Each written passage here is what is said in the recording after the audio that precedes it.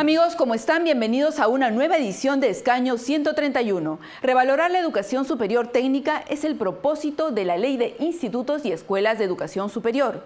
Hoy conversaremos sobre este importante tema con el congresista Daniel Mora, quien es miembro de la Comisión de Educación, y el doctor Miguel Calderón, director de la Dirección General de Educación Técnico-Productiva y Superior Tecnológica y Artística del Ministerio de Educación. Los invito a acompañarme luego de la pausa.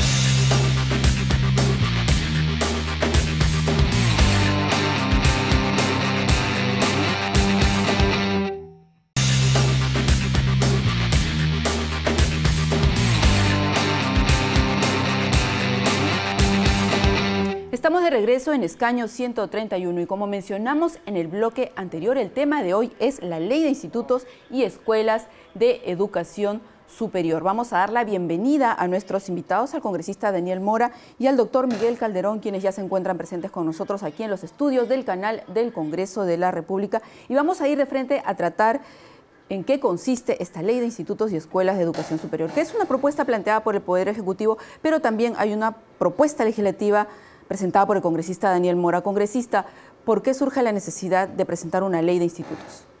En primer lugar, la ley de institutos, tanto como la ley universitaria, se ha hecho con bastante coordinación con el Ejecutivo, porque si no, no sería practicable una ley de esta naturaleza.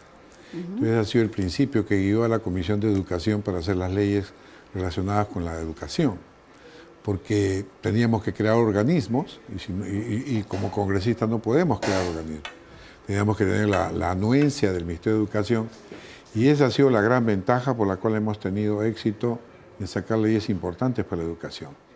¿Por qué era importante la ley de instituto? La ley de instituto era importante porque cerraba todo el tema de la educación nacional, la educación básica regular y la educación superior que tenía los institutos y escuelas superiores y la educación universitaria. Acá todo lo hemos juntado en un solo paquete que es la educación superior. Están los institutos, las escuelas superiores la legislación dispersa y la universidad. Con eso prácticamente cerramos el circuito. Nos hubiera gustado sacar una ley muy especial para educación rural, pero creo que el avance que se ha logrado en estos últimos años es importante en cuanto a legislación y también en cuanto a la gestión que se ha hecho para cumplir con estas leyes, ¿no? ¿Comparte usted con el congresista que es la unificación de las leyes, pero también la revalorización de lo que es la educación técnica? ¿Es la posición del Ministerio de Educación en todo caso? Sí, coincidimos totalmente con lo que señala el congresista. La revaloración de la educación tecnológica es importante y además es un elemento que, como bien señala, complementa todo lo que ha sido el esfuerzo de revalorar la educación universitaria. Si queremos una educación universitaria de calidad, también las escuelas y los institutos lo deben de tener, porque justamente hacia donde debemos de atraer de aquí en el futuro a los jóvenes para que se puedan formar en las carreras técnicas que son lo que realmente requiere el país. Congresista, en cuanto a la nomenclatura, ¿van a seguir siendo institutos, escuelas o queda solamente como institutos? Hemos cambiado el tema de institutos tecnológicos por institutos técnicos, porque en realidad son técnicos y se enseña una disciplina determinada, una o dos disciplinas conocidas y que son para la parte operativa más que la parte creativa, de asimilación de tecnologías, de adaptación, desagregación o innovación. Pero también se crean las escuelas superiores pedagógicas y tecnológicas. En las tecnológicas, que no hay ni una en el país, que ojalá las empresas privadas se animen a crear una escuela de ese tipo, porque es muy costosa. Claro. Y el Estado, generalmente en los países que tienen este tipo de escuelas, las gerencia el Estado, porque es muy costosa la inversión que hay que hacer en laboratorios, etcétera. Creamos una escuela que va a ser junto con la Fuerza Armada y la escuela y el Instituto Tecnológico de las Fuerzas Armadas, juntarse con el Instituto Científico Tecnológico, que podrían ser la base de una gran escuela, y creemos que en el país pueden haber dos. Pero lo importante es que se revalora la educación, como la ha mencionado acá el señor Calderón, el director de la Escuela de Educación Superior Técnica y Tecnológica, y el término tecnológico se usa para otra cosa. Una cuestión importante también es que los institutos deben hacerse por áreas productivas que tengan en la región. Es decir, la educación que se dé en los institutos en las provincias debe ser para provecho de sus regiones, para provecho de sus localidades, para provecho de la nación. No es posible que tú tengas un instituto que da carreras que no sirven para nada a determinada región. Y se crea un organismo Educatec, un órgano desconcentrado, que va a tener representaciones de producción de otros entes del Estado, más un comité técnico que se forma en cada región, donde están las empresas, donde están los entes productivos, y ellos son y Dirección Regional de Educación, donde ellos van a generar las carreras que requiere la región. Y creo que es sumamente importante, es más o menos lo que hace el SENATI. Y creo que ese tema va a funcionar bien, ojalá se integre a la región, porque también se había dicho que la región no está integrada dentro de este sistema. Y implementarlo va a costar porque nos hemos olvidado muchos años de la educación superior en este sentido, técnica y tecnológica. Entonces tenemos laboratorios de hace 40 años, talleres de hace 50 años, en la cual el Estado prácticamente se despreocupó. El rol rector nuevamente lo recobra el Ministerio de Educación y esperamos que el próximo gobierno también le ponga mayor énfasis, perfeccione, mejore, pero no retrocedamos. Son varios cambios, congresista, que se están planteando en esta ley, pero deberíamos partir por cuál es la situación real en la que se encuentran los institutos en este momento que ameritan una reforma. Sí, tomando lo que ha dicho el congresista, por ejemplo, el 75% de la matrícula actualmente, tanto en educación tecnológica pública como privada, está concentrado en carreras como, por ejemplo, administración, contabilidad, computación informática, enfermería técnica. Entonces, ese, digamos, divorcio entre lo que necesita el aparato productivo del país y los institutos tecnológicos es patente. Eso es lo que tenemos que trabajar, ¿no? Y justamente uno de los roles que estamos recuperando para el Ministerio de Educación a través de Educatec es la planificación de una oferta hacia dónde debemos de dirigir la inversión pública para que realmente las carreras sean productivas, tanto para los empresarios como para que los jóvenes puedan tener carreras atractivas que les permitan insertarse rápidamente al mercado laboral, ¿no? Entonces, por ese lado yo creo que es un gran logro también el tener a Educatec en este tema. Hay un tema adicional. Nosotros hemos hecho, y es uno de los sustentos también de esta ley, una evaluación de toda la oferta pública en términos, primero, de condiciones básicas para dar el servicio educativo, y segundo, si es que las carreras que tiene están adecuadas a lo que es, digamos, la actividad económica de la región. Y de más o menos 360 institutos públicos que hemos podido tener toda la información, que es casi el 100%, solamente 17 tienen las condiciones de excelencia para dar el servicio educativo. De ellas, 166 o les falta docentes, no tienen capacidades o no tienen infraestructura, o como señala el congresista, equipamiento obsoleto, y unas 171 no están en condiciones de dar el servicio educativo. ¿Con equipamiento obsoleto se otorgan licencias? No, Sí se van a otorgar ese. Exactamente, o sea, vamos a entrar a un proceso de revalidación. Ahora, como señala el congresista, por ejemplo, hay muchos institutos, y eso lo ha visto, con módulos húngaros de la década del 70, ¿no? Entonces, que todavía sirven para formar, digamos, a muchos metalmecánicos aquí en el país. Estamos 3 generaciones por lo menos de tecnología atrás, porque esas máquinas ya no se usan, o se usan muy poco, ¿no? O sea, a nivel mundial. Ustedes estamos en otro escenario totalmente diferente, ejemplo, ¿no? Si ves mecánicos automotrices, hemos encontrado pues motores del año 50-60. Ya no existen esos motores. Los principios son los mismos, pero ahora tú encuentras, para que salga y se inserte al mercado laboral, los motores son electrónicos, son computarizados, inyección electrónica, nada de eso se hace con simulaciones en otros talleres, y sale nuestro mecánico automotriz, ¿y dónde se va a insertar? Después, lo que ha dicho, preocupante, que lo ha detectado, nosotros lo hemos visto en forma más global, pero de 300 entidades que se han analizado, solamente 17 cumplen. Entonces te imaginas, 0.03 institutos solamente se dedican a minería, siendo el Perú un país minero. Y hay un solo instituto privado que ha surgido importante para minería. Y está lleno. 500 internados, que lo ha hecho la misma empresa privada. Entonces, no hemos realmente tomado importancia a lo que significa la carrera técnica para la competitividad del país, para elevar la productividad. Yo te aseguro que con un mejoramiento de todo esto, rápidamente el Perú va a comenzar a recuperar productividad y competitividad, pero de actividades que realmente el mercado laboral lo requiera, ¿no? ¿A qué se debe este desfase en el tema de la infraestructura o en el tema de la implementación de los institutos? ¿Quizá falta de presupuesto también? ¿Un presupuesto muy reducido? Mira, no es solo falta de presupuesto, sino que yo creo que es mucha falta de capacidad de gestión, tanto en las regiones y también en actuaciones anteriores del Ministerio de Educación. Y eso es lo que el ministro Saavedra ha querido recuperar para la educación superior. Nosotros tenemos muchos profesores, por ejemplo, que sí tienen las capacidades de poder ir y hablar con el empresariado y todo lo demás, pero ¿qué hacía con esa información cuando el Ministerio de Educación tomaba 2 años en aprobar una carrera técnica? ¿No? Entonces era, digamos, una sobreregulación que mataba totalmente cualquier posibilidad de la educación superior para poder ser ágil con las respuestas al mercado. Por otro lado, los gobiernos regionales tienen muchísima responsabilidad sobre lo que es la educación básica y han dejado de lado tanto la educación pedagógica como la educación tecnológica e incluso la educación técnico-productiva. Por eso cuando uno va a un instituto ve que sí, efectivamente, muchos de los especialistas que deberían de trabajar en educación superior están trabajando solo a medio tiempo porque las necesidades de la educación básica son mayores. Entonces, ahí tenemos que establecer claramente una política, y eso ya lo hemos comenzado el año pasado y hemos conversado con todos los directores de institutos, que como bien señalaba, y es justamente el mensaje que nosotros llevamos a los directores, hoy no significamos mucho para la competitividad del país. Tenemos una educación tecnológica que no está marcando la diferencia.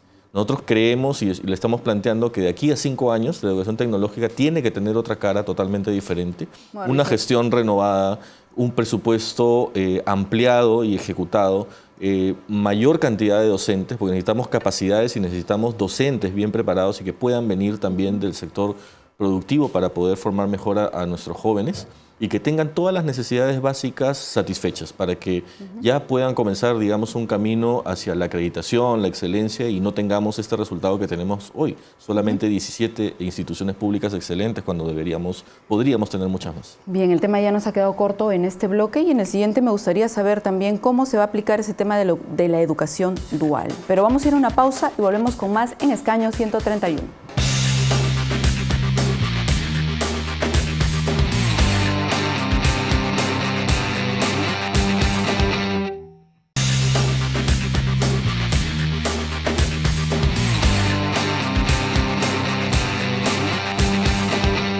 Estamos de regreso en Escaño 131. El tema que estamos tratando es la Ley de Institutos y Escuelas de Educación Superior. Y en el bloque anterior quedó pendiente una pregunta para el congresista Daniel Mora y es: ¿cuáles son las ventajas de implementar una educación dual? Bueno, también se ha mistificado mucho el tema de la educación dual. Acá en el Congreso, en la comisión, ha habido un congresista que cree ciegamente en la educación dual y todos creemos. Pero en la educación básica regular. Pero el tema en el Perú no es que la educación dual sea mala, el tema en el Perú es que las empresas no participan en la educación dual.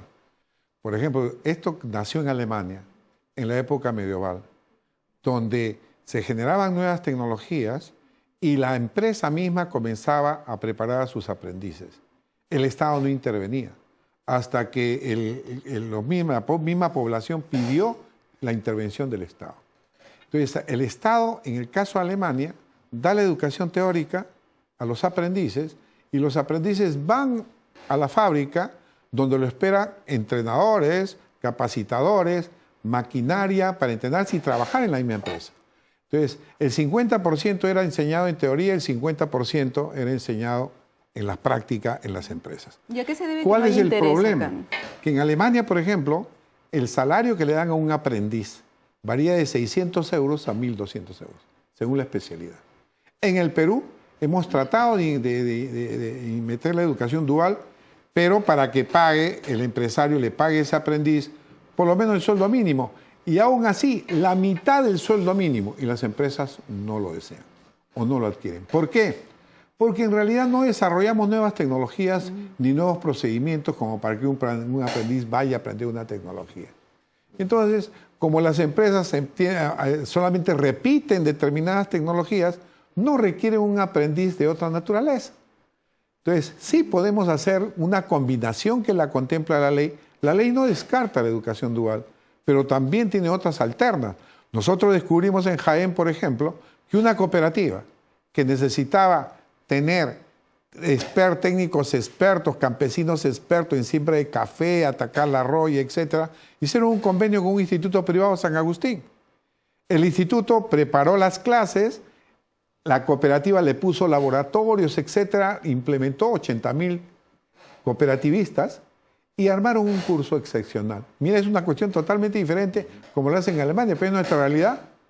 Y le preparó un curso donde los campesinos fueron a este instituto Y de ahí los profesores iban al campo con los campesinos. La productividad se incrementó en 4 veces.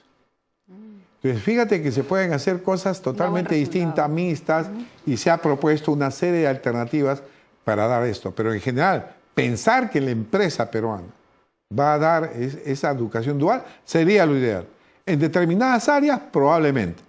Pero en general, la empresa no quiere dar. El tema de Senati tiene resultados porque es una asociación prácticamente público-privada, donde el Senati recibe un 0,75% de todas las planillas. Y es un modelo que también nosotros, en algo que hemos querido replicar con Educatec, porque cuando se ha instalado recién, por ejemplo, Senati en Huancavelica, ha sido una fiesta en Huancavelica. Y han instalado carreras que realmente sirvan para Huancavelica y para toda la región. Entonces, todo eso es sumamente importante. La educación rural es importante, no la podemos descartar, pero hay otras alternativas que la realidad del país le impone. Por ejemplo, tú quieres dar solución al problema pues, del riego tecnificado. El riego tecnificado que nace en Israel y es trasladado acá puede ser bueno para la costa, pero para la sierra podíamos adaptarlo. Y podía, pues, empresas dedicadas a un nuevo tipo de desarrollo de tecnologías y requeriría técnicos especializados y sí tendría que hacer una educación dual para prepararlos en esa nueva tecnología. Hay un tema que me gustaría tratar y es que esta ley de institutos está implementando por primera vez el tema del creditaje. ¿En qué consiste esto? Los institutos no tenían este sistema. No tenían, básicamente se medía por horas y cuando, por ejemplo, un chico que estudiaba administración de empresas en un instituto quería convalidar parte de sus estudios en la universidad, salía en desventaja porque tenía, digamos así, que hacer una conversión de horas a los créditos universitarios y eso no era favorable. Ahora, toda la educación superior, tanto para institutos, escuelas y universidades, ya con la promulgación de esta ley, quedan, digamos así, tiene como la moneda de cambio homologadas, ¿no es cierto?, con el crédito, ¿no? De 16 horas como mínimo para teórico y el doble para prácticas. Eso también incentiva a los jóvenes a querer estudiar las carreras, sí, ¿no? les da para que además puedan seguirlas después en las universidades o cursos ya de posgrado, sí, ¿no? que pueda tener, digamos, un comienzo como es la estrategia de muchos jóvenes, ¿no? O sea, comienzan muchas veces en los institutos, estudian administración, estudian alguna carrera ya más de corte tecnológico, luego van a trabajar y luego quieren ir a la universidad, entonces eso le permite lo que ha estudiado en un determinado momento poder convalidarlo después. Claro. Y viceversa también, o sea, queremos alentar que los chicos que ya no quieren estudiar pues más de lo que están haciendo en la universidad puedan ir a estos institutos pues fortalecidos que vamos a tener pronto, ¿no? ¿Y cómo se va a hacer el procedimiento para el licenciamiento? Bueno, en principio esto que estamos hablando se llama transitabilidad, que permite a un estudiante transitar de un instituto a una universidad, eso es lo que da los créditos, y cada universidad lo evaluará, y después de regreso. Y después educación para toda la vida, el sistema es modular también. Es decir, en cualquier momento de tu vida, tú tienes 50 años y quieres seguir estudiando, ¿dónde te quedaste? Entra y convalida. Eso es sumamente importante. La transitabilidad. Y lo que tú me estás preguntando es relacionado al licenciamiento. El licenciamiento. Igual, como se te ha hecho en la universidad, todos los institutos deben pasar una barrera que se llama estándares de calidad básicos, que deben tener, es el modelo que hemos elegido, y todos los institutos, nadie debe ser estafado. Todos los institutos deben tener el mínimo estándar de calidad básico. Aquellas que no cumplan se le dará un plazo, y que seguramente lo va a dar. ¿Eso quién lo ve? Educatec en el caso de los institutos técnicos, ¿no? El Ministerio de Educación. El Ministerio de Educación también se ha incluido para las escuelas. Da los estándares básicos de calidad y aquellos que quieren tener mayor calidad irán a la acreditación de calidad, que es un nivel superior de la calidad. Es decir, para que tengan una idea, en Estados Unidos, hace 100 años hay el tema de calidad. En América Latina hace 20 años, nosotros hace 3 años estamos comenzando a ver este tema. Estamos muy retrasados, para que tengan una idea. De 300 universidades que se han evaluado en Latinoamérica, no estamos hablando del mundo, en Latinoamérica, ni poniendo Estados Unidos. La mejor universidad es la Católica, que está en el puesto 24. Después entra la San Marcos, que está en el 70 y tantos, y la Cayetano. No hay más. En Latinoamérica. Y la mejor que está a nivel mundial es la Católica también, que acaba de entrar este año al ranking mundial. Entre las 500 primeras está 491. San Marcos está por el 900 y Cayetano está un poquito más en el 700. ¿Te das cuenta lo que hemos perdido? Es decir, la San Marcos, ¿y por qué? ¿Por qué no está la UNI? ¿Por qué no está la Pacífico? Porque no hacen mucha investigación. No tienen profesores a tiempo completo, que es lo que busca una universidad pública para poder rankearse, porque el profesor a tiempo completo señala que esa universidad hace trabajo intelectual. Entonces, fíjate que estamos muy retrasados y en institutos, ni hablar pues. Tenemos institutos que no se han hecho mucha laraca en este momento, pero institutos también que como universidades están en mercados, están metidos en chifas, están todos también. Hay institutos que están en garajes, y es lo que hemos encontrado. Y todo esto va a cambiar, porque al alumno, al estudiante, al padre de familia no se le puede estafar. Pero fundamentalmente queremos que estos muchachos no exista lo que exista, por ejemplo, en el subempleo de los que salen de la universidad, sino que los que salen de institutos tengan, ojalá, pleno empleo. Esa es la idea. Y me interesaría saber un poco, aclarar el tema de un estudiante que lleva los 3 años en un instituto, sale con título a nombre de la nación. ¿Cómo sale? O sea, en las universidades sale como bachiller.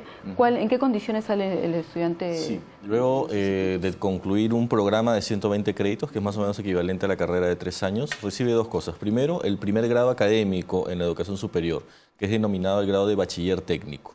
¿Tiene que hacer una tesis para esto?